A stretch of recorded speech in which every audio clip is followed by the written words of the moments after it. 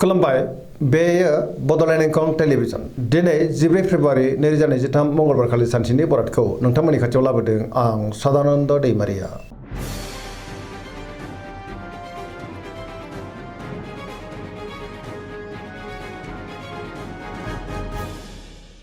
सिगां फरायनो लादों मेष राशि गिबि हांखो अ ल दिनैनि साना जोबोर मोजां गोथों आरो गोग्गो साननो रोंगोन गियाननि आंखाल जानाय नङा सोरजोंबा बाख्नाय जानो हागौ बयजोंबो अनजासोगारगोन आरो अनसायजागोन न'खराव गोजोन थासारि फैनो हागौ जेरावबो जाफुंसारगोन मावनो लानाय खामानिखौ थि समावनो आरो गोरलैयैनो मावफुंनोबो हागोन गोसोखौ दिनै जोबोर गोजोननाय मोनगोन सोरबा लोगोनिफ्राय मोजां खौरां फैनोबो हागौ देहाया दिनै मोजाङै थागोन बहानिफ्रायबा मोजां खौरां मोननानै गोसोआ दिनै जोबोर खुसि जागोन रांखावरियाव मोजां गोबां धोन आरजिनोबो हागोन बेफार फालांगियाव दिनै जोबोर मोजां मुलाम्फा मोनगोन सोरबा लोगोनिफ्राय थोजासे हेफाजाब मोननो हागौ न'खराव बिसि फिसायनि गेजेराव अनलायनाय फैगोन बहाबा थांनांगौब्ला दिनै जोबोर मोजां आरो मोजाङैनो हान्थिनोबो हागोन गुबुननि गोसोखौ गोरलैयैनो बोनो हागोन गोसोनि बोलोआ बांगोन समाजाव बयजोंबो मान होजागोन लाइमोनफोरा दिनै जोबोर रमान्टिक जागोन आरो गावबा गावनि गोसोनि साननायफोरखौ फोरमायलायनोबो हागोन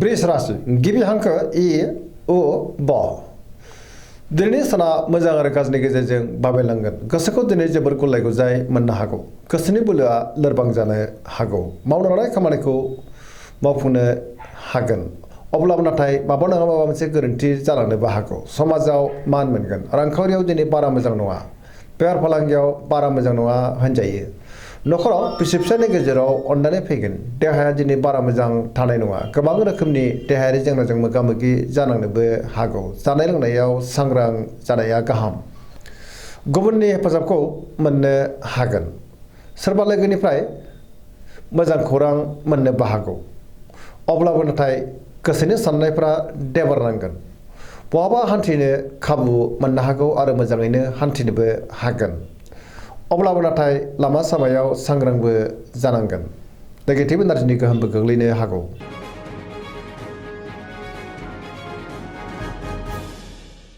मिथुन राशि गिबि हांखो क स दिनैनि साना जोबोर मोजां बयजोंबो अनजागोन आरो अनसायजागोन माबा मोनसे मोजां खौरां फैनोबो हागौ गुबुनजों मोजां सोमोन्दो लाखिनोबो रोंगोन गोबां मोजां खाबु मोननोबो हागौ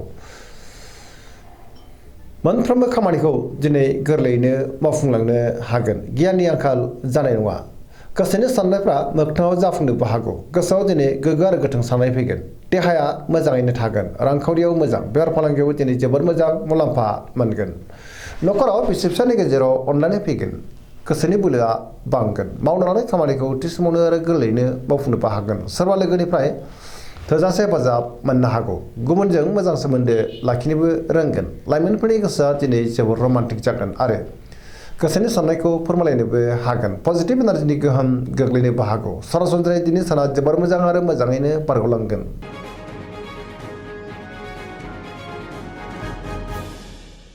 कर्कट राशि गिबि हांखो ड ह दिनैनि साना मोजां आरो गाज्रिनि गेजेरजों बाबेनलांनो हागौ माबा मोनसे मोजां खौरां फैनोबो हागौ नाथाय अब्लाबो गोसोआ उसुखुथु जागोन समाजाव लोगो लेवाबो बांनो हागौ सोरबा लोगोजों रायखोमा जानोबो हागौ गोसोनि साननायफ्रा दिनै देबारनांगोन गोसोआव नेगेटिभ साननायबो फैनो हागौ मावनो लानाय खामानिखौ मावफुंनो हागोन रांखावरियाव मोजां अब्लाबो नाथाय खरसायाबो बांगोन बेफार फालांगियाव मोजां होनजायो आयाबो दिनै बांनो हागौ न'खराव अनलायनाय फैगोन बिमा बिफानि अननाय आरोफोरखौ मोननो हागौ देहाया मोजाङै थागोन अब्लाबो नाथाय जानाय लोंनायाव सांग्रां जानांगोन गुबुननि हेफाजाबखौ मोननो हागोन समाजाव बयजोंबो मान होजागोन फरायसाफ्रा दिनै फरायनायाव गोसो दुंखांगोन आरो मोजां फिथाइ मोननो हागौ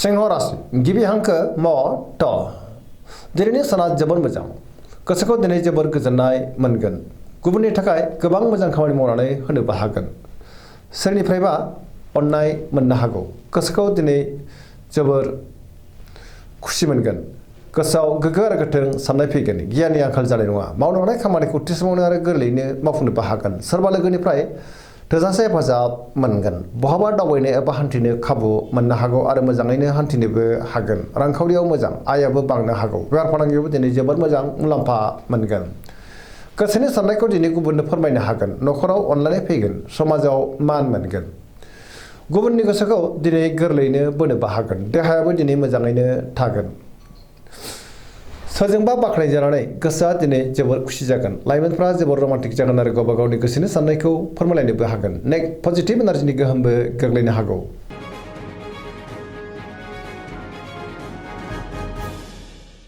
कन्या राशि गिबि हांखो प ट दिनैनि साना जोबोर मोजां गोसोखौ दिनै जोबोर गोजोननाय मोनगोन गुबुननि थाखाय गोबां मोजां खामानि मावनानै होनोबो हागोन माबा मोनसे मोजां खौरां मोननोबो हागौ सोरबा लोगोनिफ्राय थोजासे हेफाजाब मोनगोन गोसोनि लुबैनायखौ दिनै मोननोबो हागौ गोसोआव पजिटिभ साननाय फैगोन गोथों आरो गोग्गो साननो रोंगोन गियाननि आंखाल जानाय नङा रांखावरियाव दिनै जोबोर मोजां होनजायो अब्लाबो नाथाय खरसायाबो बांनो हागौ बेफार फालांगियाव दिनै जोबोर मोजां मुलाम्फा मोनगोन देहाया मोजाङै थागोन गोबां मुंदांखा सुबुंजों दिनै लोगो मोनज्लायनोबो हागौ न'खराव अनलायनाय फैगोन गोबां खामानियाव मुखुबबो थानांगोन सोरजोंबा बाख्नाय जानो हागौ गोसोखौ दिनै जोबोर गोजोननाय मोनगोन लाइमोनफ्रा जोबोर रमान्टिक जागोन आरो गोसोनि साननायखौ फोरमायलायनोबो हागोन पजिटिभ एनार्जिनि गोहोम गोग्लैगोन धोरोमारि बिथिङावबो दिनै गोसो दुंखांनो हागौ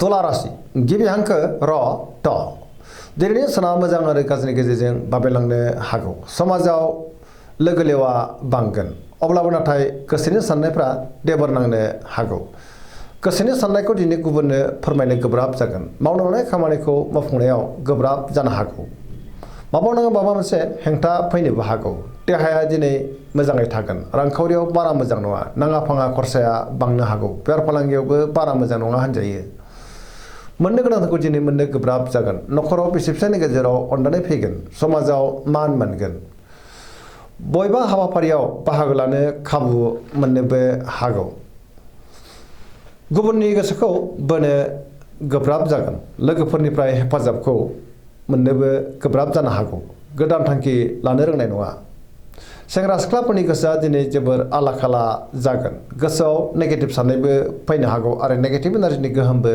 गोग्लैनो हागौ सांग्रां जानाया गाहाम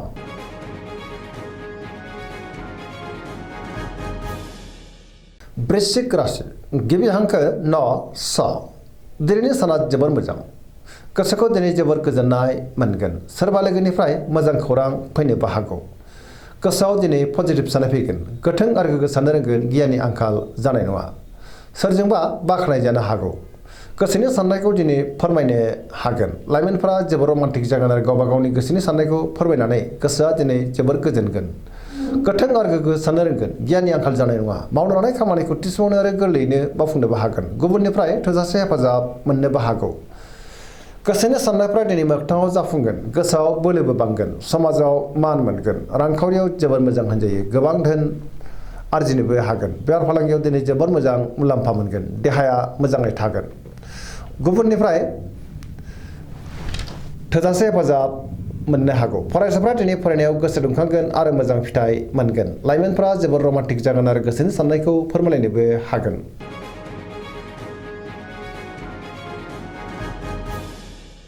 धनु राशि गिबि हांखो ढ फ भ दिनैनि साना जोबोर मोजां गोसोखौ दिनै जोबोर गोजोननाय मोनगोन सोरबा लोगोनिफ्राय मोजां खौरां फैनोबो हागौ गोसोआव गोथों आरो गोग्गो साननाय फैगोन गियाननि आंखाल जानाय नङा मावनो लानाय खामानिखौ थि समावनो आरो गोरलैयैनो मावफुंनोबो हागोन गोसोनि साननायफ्रा दिनै मोगथाङाव जाफुंनोबो हागौ रांखावरियाव मोजां अब्लाबो नाथाय खरसायाबो बांगोन मोननो गोनांखौ दिनै मोननो हागौ बेफार फालांगियाव जोबोर मोजां होनजायो समाजाव मान मोनगोन देहाया मोजाङैनो थागोन न'खरावबो अनलायनाय फैगोन बिदा फंबायनिफ्राय थोजासे हेफाजाब मोननोबो हागौ बहाबा दावबायनो एबा हान्थिनो खाबु मोनगोन आरो गाहामैनो हान्थिनोबो हागोन लाइमोनफोरनि गोसोआ दिनै जोबोर रमान्टिक जागोन आरो गावबा गावनि गोसोनि साननायखौ फोरमायलायनोबो हागोन पजिटिभ एनार्जिनि गोहोम गोग्लैनोबो हागौ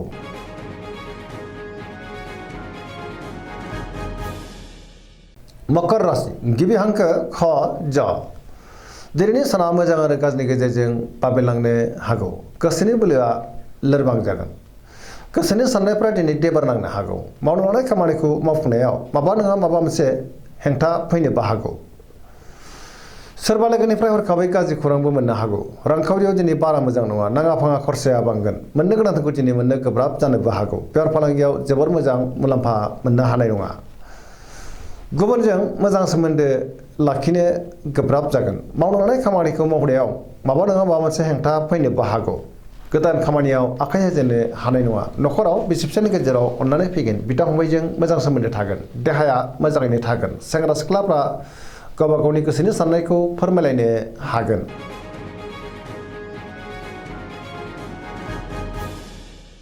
कुम्भ राशि गिबि हांखो ग स। दिनैनि साना जोबोर मोजां। गोसोखौ दिनै जोबोर गोजोननाय मोनगोन। सोरबा लोगोजों बाख्नाय जानो हागौ। बयजोंबो मोजां सोमोन्दो लाखिनो रोंगोन। माबा नङा माबा मोनसे मोजां खौरां फैनो हागौ। गोसोआव दिनै पजिटिभ साननाय फैगोन। गोथों आरो गोग्गो साननो रोंगोन। गियाननि आंखाल जानाय नङा। गोसोआ जोबोर खुसि जागोन। मावनो लानाय खामानिखौ थि समावनो आरो गोरलैयैनो मावफुंनो हागोन। समाजाव मान मोनगोन। गोबां मुंदांखा सुबुंजों दिनै लोगो मोनज्लायनोबो हागौ। रांखावरियाव जोबोर मोजां। बेफार फालांगियावबो जोबोर मोजां मुलाम्फा मोनगोन। देहायाबो मोजाङै थागोन। न'खराव अनलायनाय फैगोन। गुबुननिफ्राय थोजासे हेफाजाब मोननो हागौ। बिमा बिफानि अननाय आरो बोरखौ मोनगोन। बहाबा दावबायनो एबा हान्थिनो खाबु मोननो हागौ आरो मोजाङैनो हान्थिनोबो हागोन। पजिटिभ एनार्जिनि गोहोम गोग्लैगोन।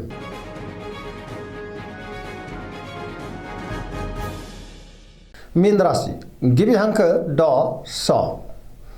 दिनैनि साना मोजां आरो गाज्रिनि गेजेरजों बाबेनलांनो हागौ। बयजोंबो गोरोबनो गोब्राब जागोन।